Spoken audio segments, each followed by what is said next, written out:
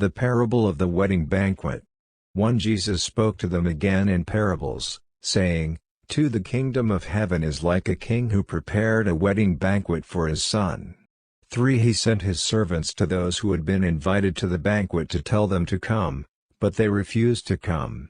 4 Then he sent some more servants and said, Tell those who have been invited that I have prepared my dinner, my oxen and fattened cattle have been butchered, and everything is ready. Come to the wedding banquet. 5 But they paid no attention and went off, one to his field, another to his business. 6 The rest seized his servants, mistreated them and killed them. 7 The king was enraged. He sent his army and destroyed those murderers and burned their city. 8 Then he said to his servants, The wedding banquet is ready, but those I invited did not deserve to come. 9 So go to the street corners and invite to the banquet anyone you find. 10 So the servants went out into the streets and gathered all the people they could find, the bad as well as the good, and the wedding hall was filled with guests. 11 But when the king came in to see the guests, he noticed a man there who was not wearing wedding clothes. 12 He asked, How did you get in here without wedding clothes, friend? The man was speechless. 13 Then the king told the attendants, Tie him hand and foot, and throw him outside, into the darkness, where there will be weeping and gnashing of teeth. 14 For many are invited, but few are chosen. Paying the imperial tax to Caesar. 15 Then the Pharisees went out and laid plans to trap him in his words. 16 They sent their disciples to him along with the Herodians. Teacher, they said, we know that you are a man of integrity and that you teach the way of God in accordance with the truth. You aren't swayed by others, because you pay no attention to who they are. 17 Tell us then, what is your opinion? Is it right to pay the imperial tax to Caesar or not?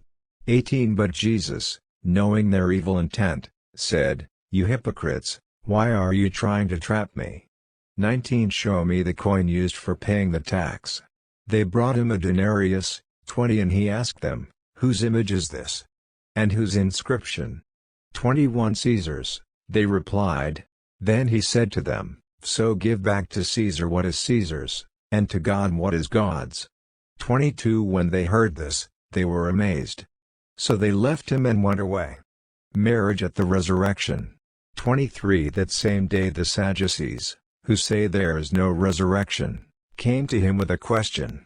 24 Teacher, they said, Moses told us that if a man dies without having children, his brother must marry the widow and raise up offspring for him. 25 Now there were 7 brothers among us. The first one married and died, and since he had no children, he left his wife to his brother. 26 The same thing happened to the second and third brother, right on down to the 7th. 27 Finally, the woman died. 28 Now then, at the resurrection, whose wife will she be of the 7, since all of them were married to her?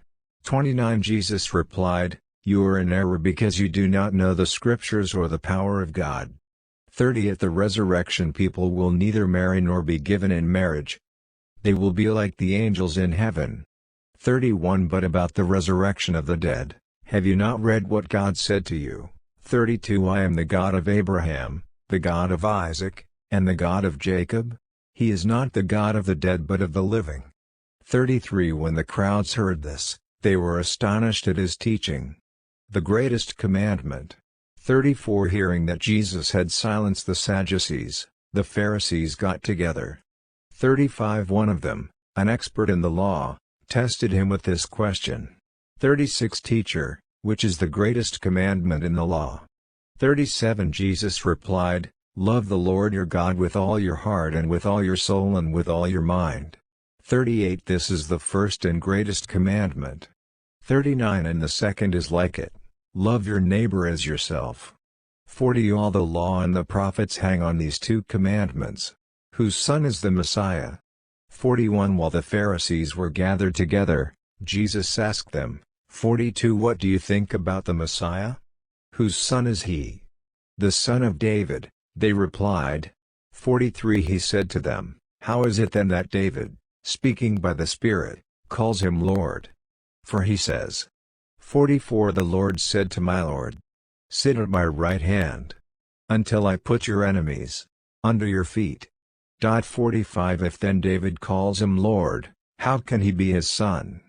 46 No one could say a word in reply, and from that day on no one dared to ask him any more questions.